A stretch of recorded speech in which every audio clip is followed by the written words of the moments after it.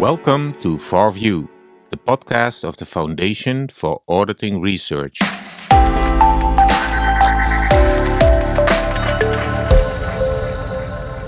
Dear listeners and viewers, welcome to this FARView podcast. During the 2025 FAR conference, the publication Assurance on Sustainability was handed out. This booklet is also available as a PDF on the FAR website, both in English and Dutch. The publication contains summaries of 5 recent academic papers on sustainability and assurance. But of course, there's a lot more to be said about this area of research. Therefore, in this podcast that was recorded 4 weeks ago, Ulrike Thuerheimer will dig deeper into this important subject. Ulrike is an assistant professor in accounting at the University of Amsterdam. Her research focuses on financial auditing and sustainability assurance. In this podcast, she covers several topics. She takes a closer look at the current state of sustainability assurance regulation in Europe and in the United States. She then discusses how research in sustainability assurance compares to research in financial auditing, highlighting both the similarities and the differences. She also outlines the main categories of research in sustainability assurance and wraps up with key findings and practical takeaways. Maybe first, in general, you could describe the current situation in terms of regulation and practices regarding ESG and assurance in Europe, and then how that differs maybe from other countries like the US. So it's given the current situation, political situation, it's maybe best summarized as a bit of a mess. Yeah. Given what's going on at the European level. But generally, Europe wanted to implement one of the most far-reaching reporting and assurance regimes, sustainability reporting and assurance regimes, with a very ambitious proposal, the CSRD, which mandates reporting, sustainability reporting under a double materiality perspective, so both reporting on the impact that the company has on the outside world, but also from a financial materiality perspective, so reporting on how the environment, the outside world impacts the company in terms of ESG issues. And assurance as part of the CSRD was of course seen as a vital aspect because it is seen as a credibility enhancing mechanism, just like financial auditing is. And of course, at the moment, we see a lot of changes happening, a lot of discussions around the CSRD. Let's say there were issues from the beginning in the sense that lots of countries didn't transpose the CSRD on time. We still have countries that haven't transposed the CSRD, including the Netherlands or Germany, and that of course leads to certain practical issues, right? Do firms then really need to report, really need to have assurance, etc.? And on top, we have the omnibus proposal at the European level, as well as the Stop the Clock initiative, which seems to be toning down a lot of the requirements around the reporting, around the assurance as well. The idea was that we're going to move to reasonable assurance after some years, but it seems to be staying at the limited assurance level. There is talk about simplifying the standards, the ESRS, European Sustainability Reporting Standards. So that seems to be happening as well. So the European landscape when it comes to sustainability reporting and assurance was very ambitious, but seems to be toned down quite significantly at the moment. And that's, of course, owing to a certain political situation we're in. So, if you look into the future, what do you expect that will happen? Given all the discussion at the moment, it's very, very hard to say where this is going to go. I don't think the reporting is going to go away. I don't think the assurance requirement is going to go away. I think it might stay, at least for now, with the very largest firms. I hope it's not going to be completely abandoned also for the smaller firms, because I do think there is value in reporting, sustainability reporting, taking accountability for externalities that firms produce, but also considering the financial implications of ESG risks is, I think, something that's extremely important. What is going to happen, I'm not sure. No. And that's very, very difficult to say. Yeah. I think other good developments are, for example, that we have now an international sustainability assurance standard, ISA 5000, that was adopted last year, effective as of financial year starting 15 December or after 2026. So there are also really good developments that I think might enhance the assurance practice on sustainability assurance.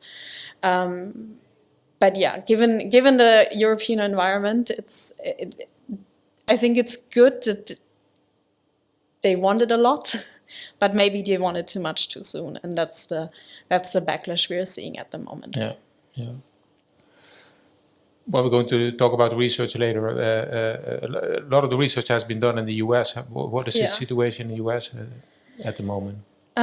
So I think the main difference is that in the US you don't have a reporting mandate, no sustainability reporting mandate, and there's also no assurance mandate. And that's, I think, one of the biggest differences in the settings, right? Where in the European Union and in certain other countries, we are moving towards mandated reporting, mandated assurance. And that's definitely not the case in the US, where the SEC disclosure rule, climate disclosure rule, was recently abandoned, for example. So that makes it different. The other difference is also, as an example, that the assurance market looks quite different. So the type of assurance providers are different. In a recent study that looks at the assurance market in the US, we actually see that financial auditors only take up about 20 to 30% of the assurance market. So that's a really small share, and that's over the time period 2010 to 2020. And compared to Europe, where financial auditors have by far the largest market share in sustainability assurance, that's really quite different. So in the US, we see most assurance providers actually being engineering firms, consulting firms with very specific expertise in environmental measurement or in social measurement. And we don't see that in Europe, where the vast majority of firms, if they choose assurance, and now with the mandate, are going to be financial auditors. So yeah, that's one of the differences. And I think in general in the US, it's a very immature market still, compared to, let's say, internationally, the global 250 firms in the KPMG, in the most recent KPMG sustainability survey. I think 69% of them chose assurance, compared to the S&P 500, where it's only 40 to 50%, depending on the year.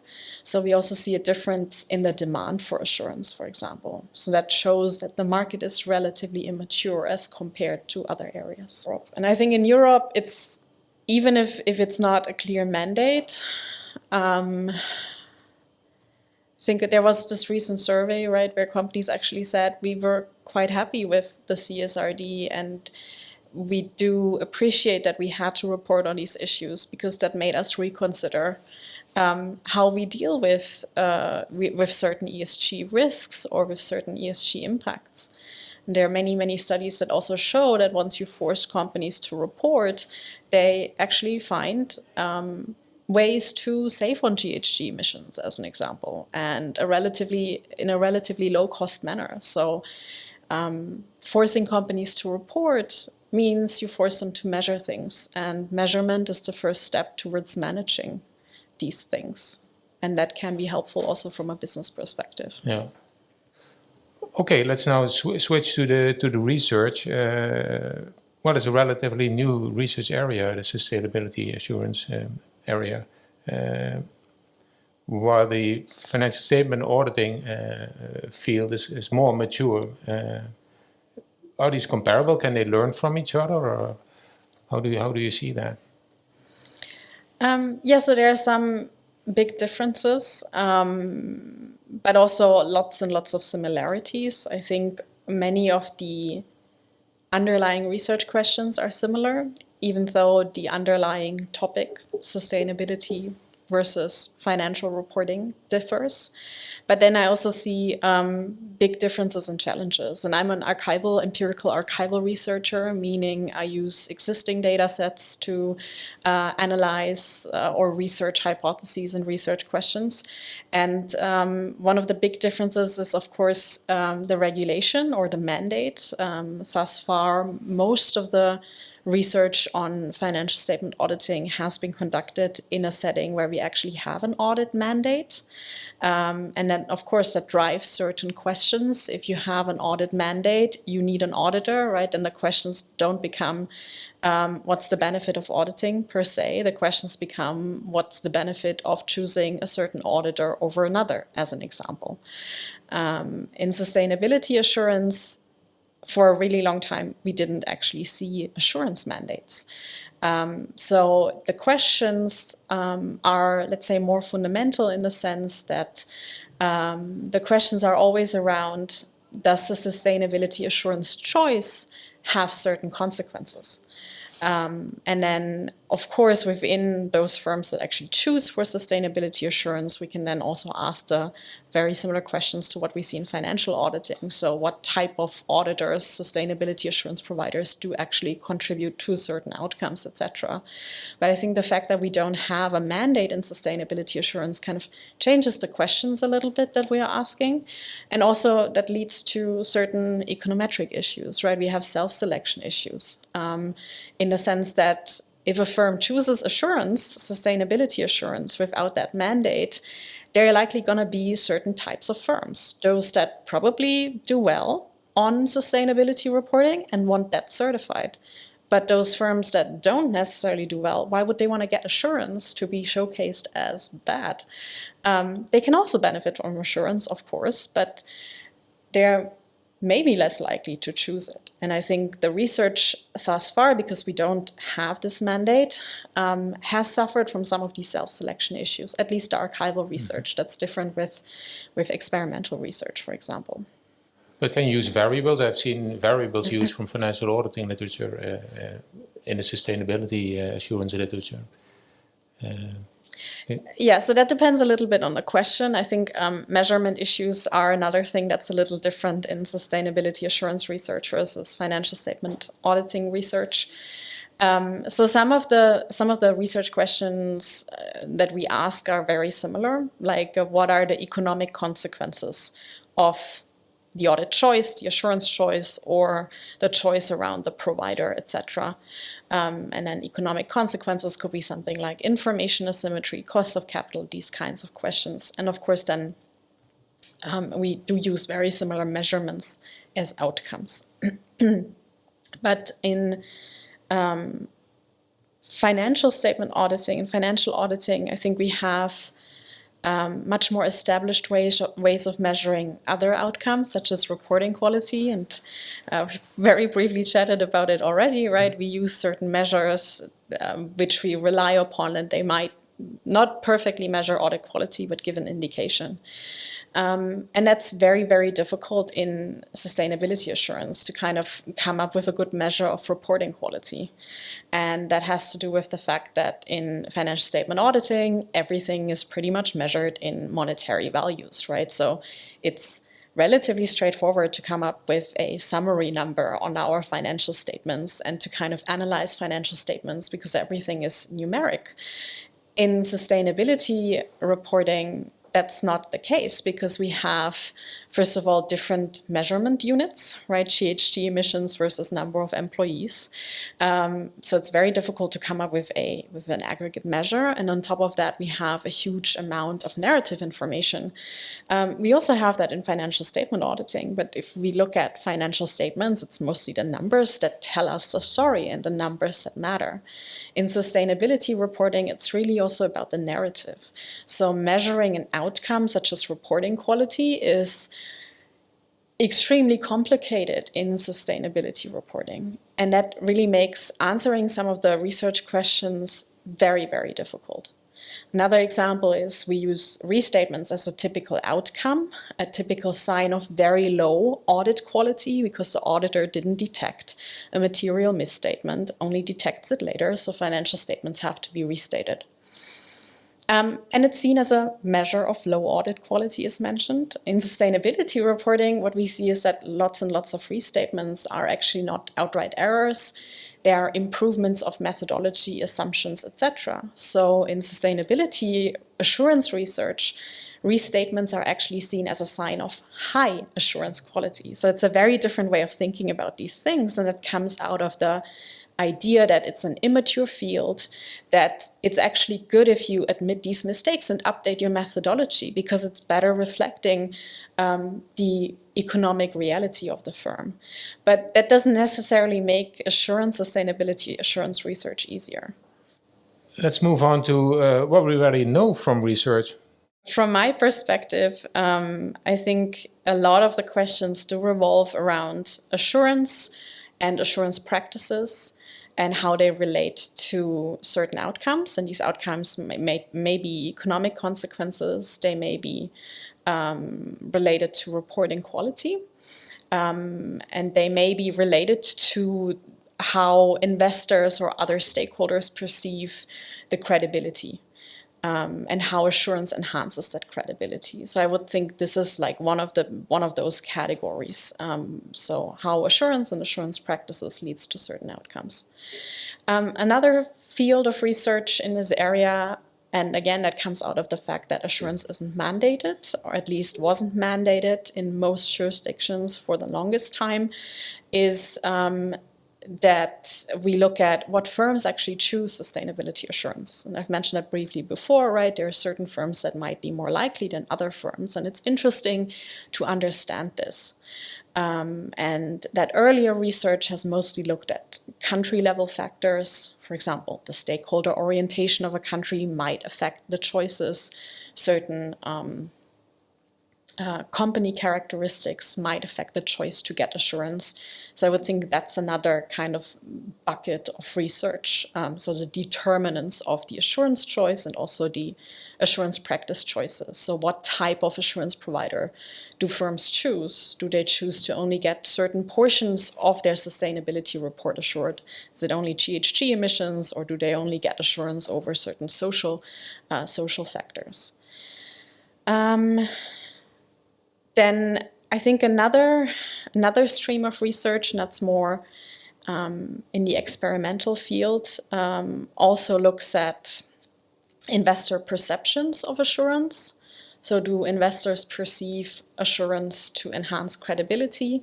We also do that, of course, with archival research, but there's some experimental research on this, with especially also the question, do they really understand what limited versus reasonable assurance means? In terms of an expectation gap, right, it could be that if investors really understand limited assurance and what it entails, that they might discount this, but it seems like the literature says actually investors don't really know what the difference is. So for them, assurance means assurance, and this can kind of backfire for practice, right? If users don't really understand what auditors are doing, what level of assurance they are actually providing. There's some research also on how assurance affects the behavior of firms, also from an experimental but also archival perspective. So does assurance enhance value for the firm that gets assured, for example, in terms of their investment behavior, in terms of internal information being better, and therefore client firms can enhance their own performance in many ways. So there's some research on that. And then from the experimental perspective, we also know a little bit about how assurance teams are constructed. So I think you recently also summarized one of those papers by Kasing et al. So they look at how multidisciplinary teams in assurance actually affect certain assurance processes, such as brainstorming about misstatements in sustainability assurance. There's also some qualitative literature, which I also think is very interesting, that talks about, so interview studies, etc., that talks about how auditors are translating the financial statement topics or issues to the sustainability assurance space, such as how do you interpret materiality in sustainability assurance. And financial statement auditing is also a contentious issue, right? It's not always straightforward to set materiality. There are quantitative factors, the rules of thumb that we are using, and qualitative factors, but we usually start with a rule of thumb and then adjust. In sustainability assurance, what's the rule of thumb? If you don't have monetary units, or maybe just narratives, right? What does materiality really mean in that space? And so there are some papers around that. How do financial auditors think about these things in a different area of their job? And I think there's lots of interesting questions you can ask. Yeah, and some other qualitative research also looks at how this field really evolved and how auditors actually got their foot into that field, how they legitimized their place within the sustainability assurance field, where of course auditors do have assurance expertise. They don't necessarily have the topical expertise to provide that assurance. So there's some research on how this legitimization process actually happened. Of course, are curious what were the most important findings? Yeah, so I find that question very, very difficult because... That's an easy question. It's hard to answer. It's hard to answer, yes.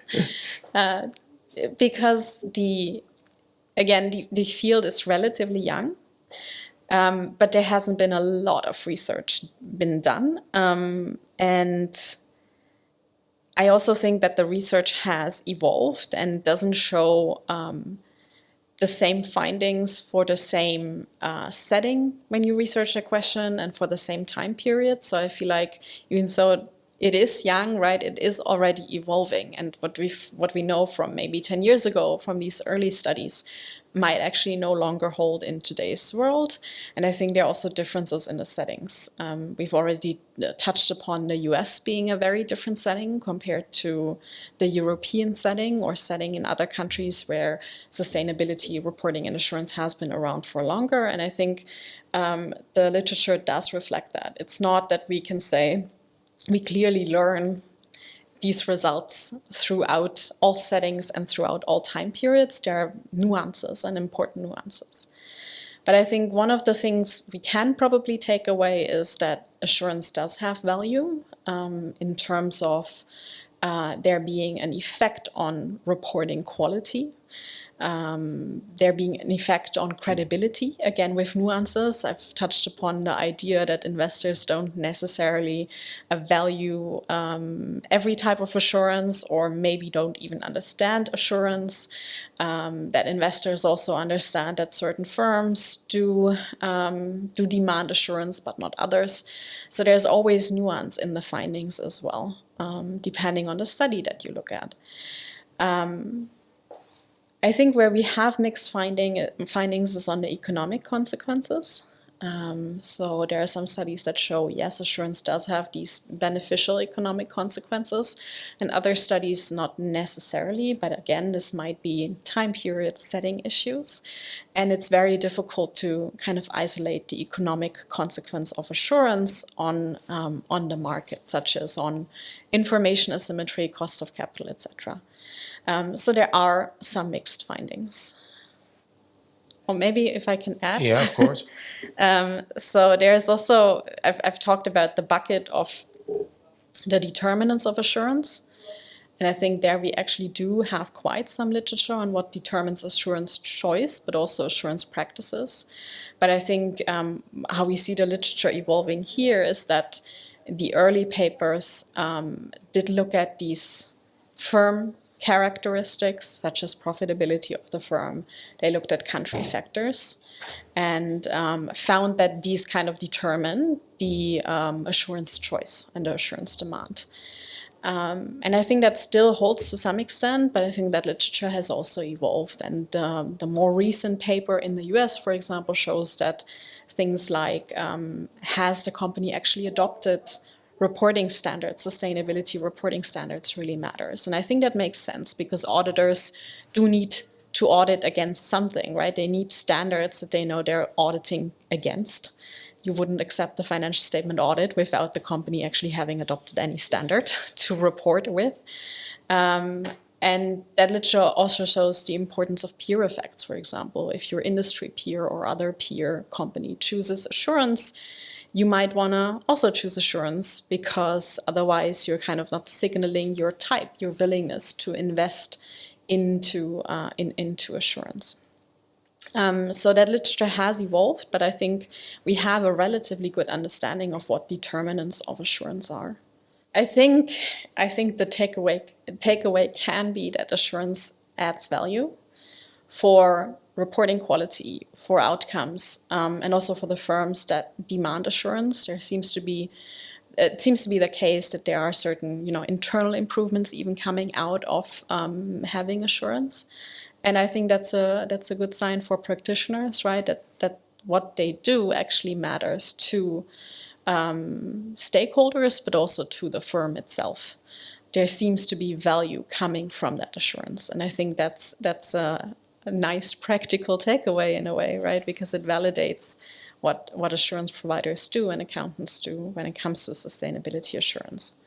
And I think the other more practical takeaways are also related to some of the team research we have. And we don't have a lot of audit team research, but there is some knowledge on what teams do seem to work well in terms of a multidisciplinary team coming from the audit profession, but also people from outside the audit profession. We do have some limited or first insights into how these teams perform in certain audit processes. So what seems and does not seem to work.